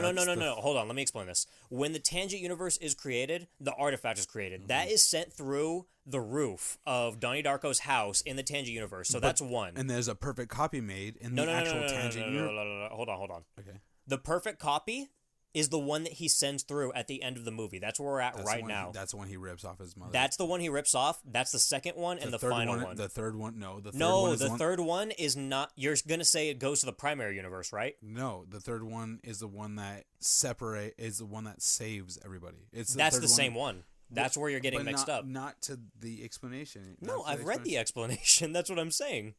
I've done this. Yeah. I've been here. I've been down this road. If you can find something that disproves it, then I'll give it to you. Right. But I am 99.9% positive. All right, guys, we're back, and Roland has something to say. Yeah, I found it, but Caleb doesn't want to admit to seeing it, so we're just gonna have to admit that I was wrong. I gave him. He agreed to a amount of time to which he could find research. He did not find anything, and we also came to terms that I am right. And let me give you an explanation on why. So, the primary universe, the reason that it is out of whack and it is on pause and it is not in the story right now is because the artifact is missing from this universe. For the primary universe to come back into play and for the universe to be saved, Donnie has to send the copy of the artifact, which is in fact the second artifact, which is also the artifact that comes off of the plane, back into the primary universe. This is what he's doing at the end. The first artifact is the one that is made as a copy in relation, but not in relation exactly, to the tangent universe. The second one is the copy that's being sent back into the primary. Once that's sent back into the primary, done. 1, 2, move on. Done? You think I'm done. You're not done. No, I'm done. That's it? That's what I had to say. Okay, so you think any of that's comprehensible to any audience other than the nerds willing to dig into the time to actually understand this movie? Those are the only people that should be watching this movie, because if you can't comprehend it, don't fucking watch it. Ouch. No, that doesn't sound like a good movie to me. Movie should be a fun time, especially a superhero movie. No, like I said earlier, if you want to watch this movie, like the not director's cut, and you want to interpret it whatever way you want, and you want to be a little chicken shit bitch, and you want to, feel like this movie's about mental health or whatever, then have fun, have a good time. You could still enjoy the movie for what it is because it's very good. It's very well shot. It has a very good cast. It has a very good score. I'm gonna write a fan fiction of like Donnie Darko like being like an actual superhero. Like actually being. Oh, that's even like one of the gross lines in the movie. Like, oh, it sounds like a superhero name. What makes you think I'm not? So let's go ahead and finish off this movie because we're almost an hour and a half into this. I don't want this to go over an hour and a half for the first episode. Wow. So we get back. We're gonna drop this right fucking now. By the way, right? Lucky people. You're down? That's what they want. You gotta give them what they want. We're gonna drop this right now, guys. We just decided this literally 2 seconds ago. We're gonna drop an episode every Wednesday. So next Wednesday, come back for Spider-Man 3. Is that what we're doing? Allegedly. Allegedly. So we get back to the Darko house, and Donnie's body is being rolled out of the house. The entire family's crying, and Donnie's mother is near completely disassociated. Which is what would happen when a fucking 3-ton turbine falls on your body. Yeah, that's exactly what would happen. That's the best reaction possible. You would, once again, crunchy water balloon. You would be completely splattered all over that room on the inside. You would be just a pain. Dude, at least 4 other people would be dead in that house. What did I call the crunchy water balloon earlier? A wormy baby. A worm baby. Worm babies. Worm babies. Good old worm babies. That's all we are, man. Dude, that turbine would have just ripped through the house. The shrapnel alone. Like it would, and you're watching your son get wheeled away on a fucking gurney. He's gone. Yeah. And Gretchen rides up on her bike, and she's asking like this kid that's standing around, she's like, hey, what happened? He's like, yeah, my neighbor was killed, smushed by a jet engine. And she asked who it was, and he's like, Donnie Darko, which is totally ice cream truck dude, no, dialogue right there. Donnie, not only that, Donnie it's the Darko. same ending as ice cream truck. It's a dream. It's a dream sequence ending. It's the exact same ending. Everybody wakes up rubbing their head like, did Megan really Frills Johnston direct this? She might have. Star-studded. No, and that's. It's cool. You get a point for this automatically because it's thematically with the cool cover of Mad World. Just so fitting with everybody waking up and trying to realize if everything was a dream, and it's very very apropos. Off-topic question: do you prefer Tears for Fears Mad World or this version of Mad World? This version. It's the best version, right? Absolutely, yeah. This is the greatest version of Mad World I've ever heard in my life, it's and there's so many. Very similar to Johnny Cash doing the 9 Inch Nails song. It's just more fitting. It's fucking incredible. Like it's kind of like Dance Gavin Dance doing the Bruno's Mars cover. Nobody else. Bruno Mars cover. That's an awesome cover. Nobody else is gonna get that cover. That's an awesome cover. Okay, so off topic again.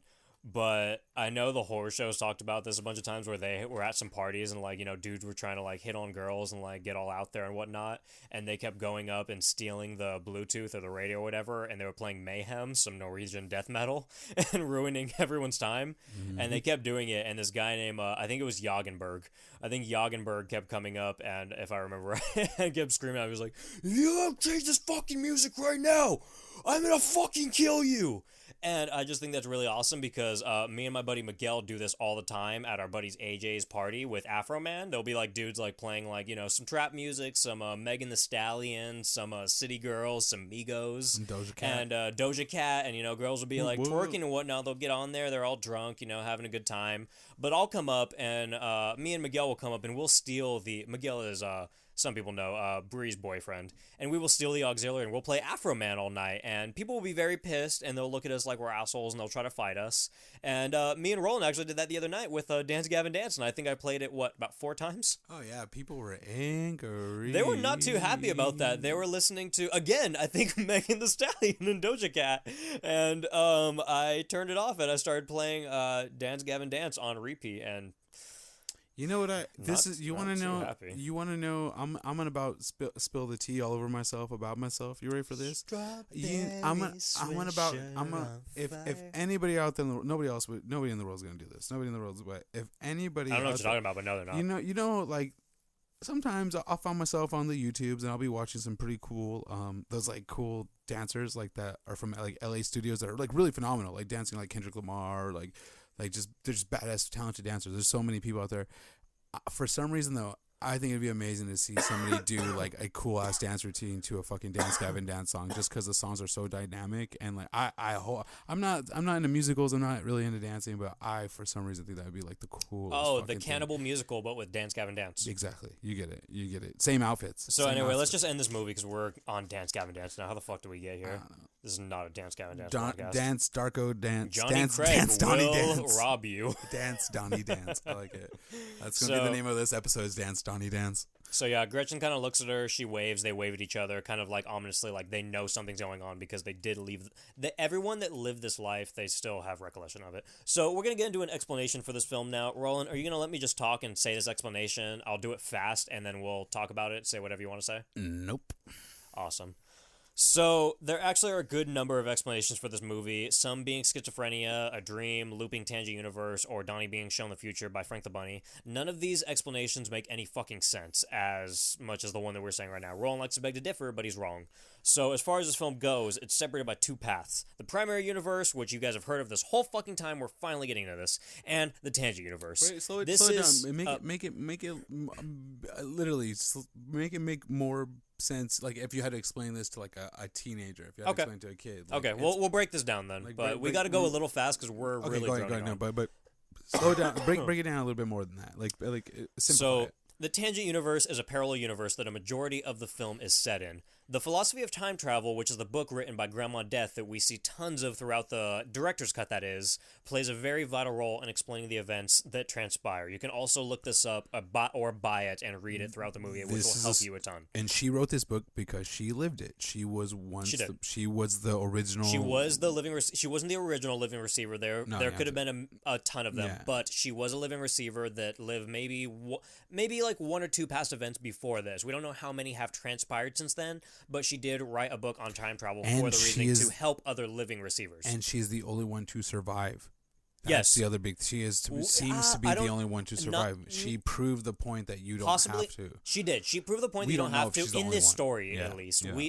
She's not the only one that survived per se, but in this story, she's the only one that we know about that survived. Mm-hmm. So this book basically states that time is usually a stable construct, but every so often the fourth dimension gets corrupted. And if this happens, it creates a highly unstable tangent universe, which, as we heard in the movie, exactly, that's a perfect explanation. And this will only last several weeks before it collapses. Not exactly a perfect explanation. And it's a possibility that if this tangent universe collapses, it may cause a black hole that will destroy the primary universe. On midnight of October 2nd, a tangent universe was created, and the next 28 days which we watch in the film all take place in this newly created tangent universe. Very soon after creation, Frank wakes up and he tells Donnie to leave his room and go on another journey. This saves his life from the jet engine that fell through his room and sets him up as a living receiver for the new tangent universe. We do not know how the tangent universe was initially started, but we do know that the tangent universe is an exact copy of the primary universe. But an artifact exists in this universe. In this case, the artifact was a jet engine. It's a metal object. It doesn't need to be a jet engine. It doesn't need to be a Indian arrowhead, anything of the sort. It was created when the plane it was attached to was being created into the universe. When it was created, two engines were created at the time. The second engine was not meant to be in the tangent universe, so it throws the universe off balance. The engine didn't know where to exist, so it just happens that it fell into Donnie's room where the tangent universe was made. None of this was planned out. None of this had to happen. It is all coincidence. Donnie was not meant to be a living receiver. But he also did not have to die, too. That's another big point. He also did. We'll get to that. We'll get to that. Don't worry about it. So, Frank waking up Donnie was an event set forth by Frank moving through time. He dies much later in the film, which makes him what is called a manipulated dead in the tangent universe. The manipulated dead have the ability to go back in time and work with the living receiver as a means to save the primary universe, which means pretty much they are not existing in the primary universe whatsoever. They only exist in this alternate world. Don't like it. This is too heavy on exposition, dude. Okay, whatever. Like it's a lot simpler than that. It's much simpler than that. Basically, there's a glitch in the Matrix. There's an alternate universe created where nobody realizes that they're in an alternate universe. And there's some random superhero mate. And this random superhero got lucky because this dead dude from the future came back and spoke to him. Okay, Roland, hear me out for a second. Have you ever seen a movie? Just answer the questions. Don't give me explanations. Just I have seen over 2,000 cinema films. Okay. Have you ever listened to what fans and critics say about movies? That they're good. Yes. So, have you ever realized how every single fan in the universe needs intricate explanation for every single thing that is intelligent in any way, or they will shit all over it and destroy it, and they need an explanation for every little thing. So much simpler than that. It's so much simpler than that. Okay, tell that to the people that reviewed Ice Cream Truck. That's so you and Bree. Tell it to you and Bree. And the actors in the film. That's true. Deanna Russo. That's true too. I don't want to mess with them. I don't want to go toe to toe. I feel like they're the type of people that, like, I don't know. They take a little bit of your soul every time you talk to them. I'm just kidding. I've never met these people. I'm sure they're nice people. They're just not good. Oh, they're very nice people. Good. So back to the artifact, which is again the jet engine. This object is created as the first sign of evidence that a tangent universe has appeared, and supposedly they're always made of metal, like we said earlier. The presence of this artifact makes the entire tangent universe unstable because it cannot handle the duplicate object existing in this timeline.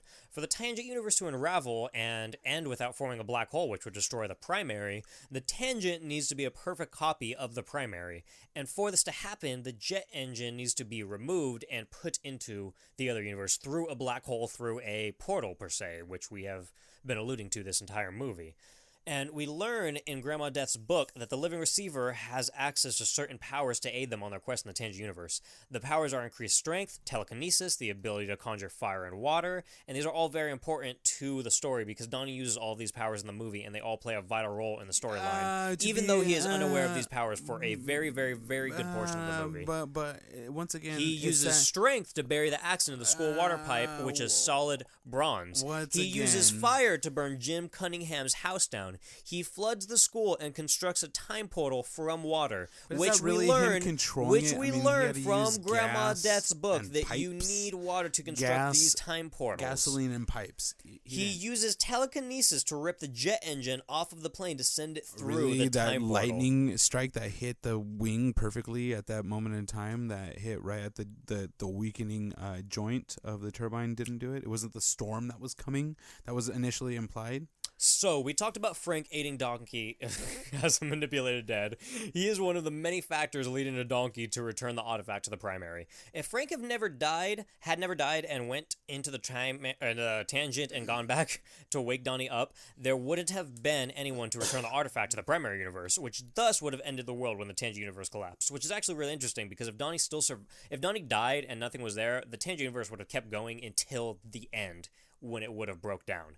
So, since Gretchen dies in the timeline, she is technically also manipulated dead, but like we said, she doesn't really do too much in the way that Frank does for the entire movie. The reason for this is unknown, but it's theorized that this may have been confusing during his third journey since he spent so much time with Gretchen and that she had to become his girlfriend and had to die, like I said earlier, for everything to work properly, which we actually touched on. You were questioning me about this. So everyone else connected to Donnie are referred to as manipulated living. That's pretty much anyone in the universe that is around him.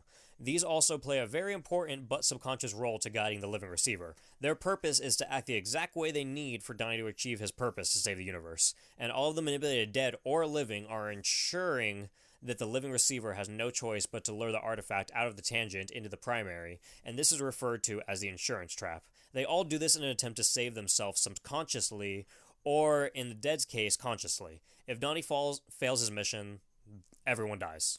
I mean, moral of the story is Donnie basically saved a universe. A pedophile. Oh, my God. No, he didn't. Why, did he turn himself in the very next day? Yeah, he did. I know, I saw that. I remember that part. That's exactly what he did, actually. So... yeah, so in Gretchen's case, he only meets and falls in love with her in the tangent universe. He's given someone who he truly loves, and she dies in front of him. This causes Donnie to kill Frank, which allows Frank to become a manipulated dead and go back in time to guide Donnie throughout his journey through the tangent universe from day one. This was when the trap was placed. Frank was formed to guide Donnie to eventually kill him, which put Donnie on the run and gave him only one option. This was when Donnie truly realized what his purpose was. In the end of the film, we saw the vortex start to appear above Donnie's house before he went to the mountain with Gretchen, and he does this because this is the best vantage point. The plane is flying by, the plane which his mother and sister Samantha are on.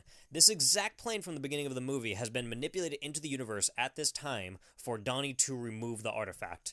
Donnie then rips the engine off using his telekinesis powers and constructs a time portal with water to guide the engine how through. he knows it's the right turbine. We learned from Grandma's Death book, all time travel travel need a metal object, and it's because this is when his time was ending. He's been told this time throughout the entire movie. Explain 28 days, how he hours, knows, minutes, seconds. Explain how he knows that it's the turbine, though. Explain how he would know to rip that off. Because he's been studying this the entire fucking movie. Never said... He has been guided through this by everyone. That's what I've been explaining this entire time. A water-based portal for travel, which is why the wormholes through the whole movie look like water snake things. And at this point in the movie, we saw everything rewind. This was all of the events over the last 28 days ceasing to exist. The primary universe is now unpaused. Donnie wakes up in his bed and is aware of what he's done, and of what happened. At this point, he is what is known as the surviving living receiver, which is what Grandma Death is speculated to be, as she seems to be a living receiver, or she seems to have been a living receiver in the past. She safely moved her artifact back into her tangent universe and returned to the primary universe and wrote her book on time travel to later aid Donkey on his own tangent universe. So when Donnie wakes up, he seems to remember everything that has happened in the tangent universe as well as everyone else. He knows that if he survives, Gretchen might eventually die. Like, it's not... Yeah, but there's no base because it's a completely different universe. No, there is. So it's a different universe, so this isn't a confirmed thing. He could have survived if he really wanted to. He could have survived, and he could have not been around her. But I think the principle behind that is kind of a love story element because he loves her anyway, and he wants to be with her. So I think he knows. It's tragic. It's good. It works. It's a really good ending. You get a point for. That it's like he knows he could survive and he could live this life and possibly save it, but he's like, you know what, I don't want this to happen. And just that thought in his mind of it happening is like, no. It's too hard to take, so I'll take that. Yeah, it's cool. It's fine. It's well written if you explain it that way. So at this point, Donnie is satisfied in the fact that he saved the world and he completed his task. He turns over and he goes to sleep, knowing that the jet engine he sent back into the primary universe is going to crush him and end his life at this point.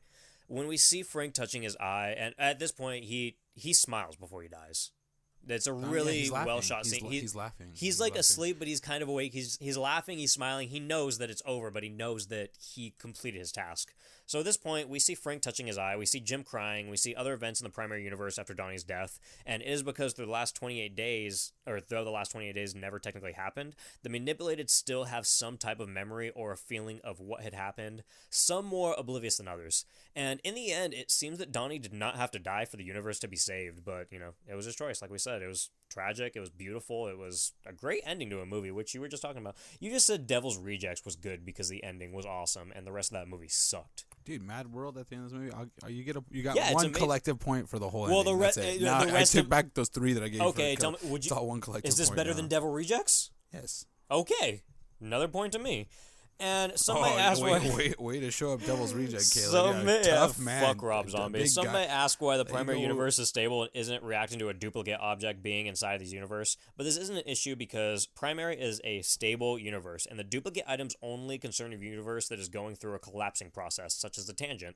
The primary universe is a very stable timeline that never goes through this collapsing process. It is only on pause, and it is only in danger from duplicated objects. Or it's never in danger from duplicated objects such as the jet engine. The artifact is not a cause of the tangent universe, but like we said many times, it is a byproduct. So Donnie sends the artifact through the portal, and boom, fucking wins. If you guys want to look more into this, because me and Roland have argued, there's a lot, but one very, very well-researched and very well-written website is www.donniedarko.org.uk/explanation/. It's very good. You can actually find, I don't know if it's I can't remember if it's the full book or if it's just a bunch of passages from the Philosophy of Time Travel by Grandma Death. But you can find pretty much the whole thing there, or all the important stuff. And if you want to treat yourself to a real good film, watch Donnie Darko 2, S. Darko. Never seen it, but I haven't seen it. Isn't it with Mila Kunis' American Psycho? Yeah. Who's in the same? I think it's the same little actress. It's the girl, I think it's the same younger sister. Yeah. Okay, I'm done trying to defend this piece of shit. Let's call it good. Let's shake hands at the end of this. Okay. I think that's fair. I guess. How do you actually feel about this movie? Well, first of all, let's tally it up. It looks like the scoreboard says 7-56. Roland seems they got 56 points. Roland seems to have the 7. No, look it's on the scoreboard, dude. Whoever's listening, tally up how many times I said I got a point and Roland didn't, and that's how we're gonna tally. And then subtract 10 just because Caleb needs to learn a lesson or 2. Okay, yeah, I'll take that. Actually. Roland, so how do you actually feel about this movie? It's good as a superhero movie. I feel very, very different. Now, rewatching it, what is that? How old is this movie now? 10, 19, 18 years? 18 years. 18 years old. Yeah, it's old enough to It's better than vote. 13 Ghosts. Get down. Oh, all right, guys. We're gonna call it good there. You guys all have a good night. Personally, guys, I mean, I was defending this movie the whole time, but I guess that wasn't my choice. Crumple, I love this movie. I mean, if you go over to Horror Soup and you listen to our episode on this, it's like episode 13. I give this movie nothing but praise. I love this film. I don't love Richard Kelly, but I do love Jake Gyllenhaal. I love Drew Barrymore. Holy shit! All those other movies are pretty much like superhero movies too. If you think about it. The Box. That's like a ripoff of Twilight Zone, and he just produced it, right? Isn't that what he That's said? not. You're giving that movie way too much credit. Take your fucking hand off the mic. Don't know what to do with my hands. Oh my god. I look good. All right, I'm done. Crackle, crackle. Pop, Okay, pop. so this was the first episode of Floor I'm not allowed Popcorn. to say crackle, crackle. I guess so, guys. Yeah, you guys heard the format a little bit. We're going to be doing debates on older movies. We're also going to be covering, I guess we should say this, we're going to be covering newer movies as Just well. give your perspective. What We're you going to do want. like This is what? what you want. You said you want to do what? An every other week kind of thing? New movie, old movie, new movie, old Yeah, movie. Or at least try to stick to it. We're not going to make any promises. We're just trying to 'cause- make your lives easier. That's all. That's all I'm here for, is to make everybody's life easier. Can you stop saying that? We're not making anyone's life easy. But guys, right now we're not really big on the social following. We have 25 followers on Instagram, and that's because we haven't done anything yet. And we're exclusive. But Just for we'll you. Just for we'll you, post this baby. episode right now. If you guys want to follow us, you can find us at actually we do have an email too. If you want to email us, you can email us at floorpopcorn@yahoo.com. I don't think it's You say Yahoo? That's fucking awesome. yeah, it's Yahoo. I don't think it's a podcast. I think it's just floorpopcorn@yahoo.com. If you want to find us on Instagram, you can find us at floorpopcornpod. That is FLOORPOPCORNPOD. And Floor also, we Popcorn are at Pod. MySpace. Oh my god. Tito's Vodka, sponsored by Tito's Vodka. Halloween/Ford baseball mitts. Yeah, that's where you can find us.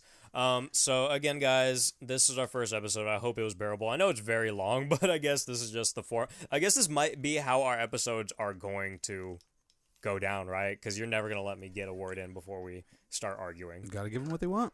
Give them what they want. Roland, do you have anything to plug? Are you famous at all? No, I'll unplug all this shit right now. I don't care. Okay, well, I don't think Spill Roland it. has anything to plug, but I do have something to plug. I'm sure a lot of you, I've mentioned this a million times, are here from Horror Soup, but if you're not, I have a podcast called Horror Soup. We primarily discuss horror movies, and we do a little bit of true crime every once in a while. I co-host it with my very lovely friend, Bree.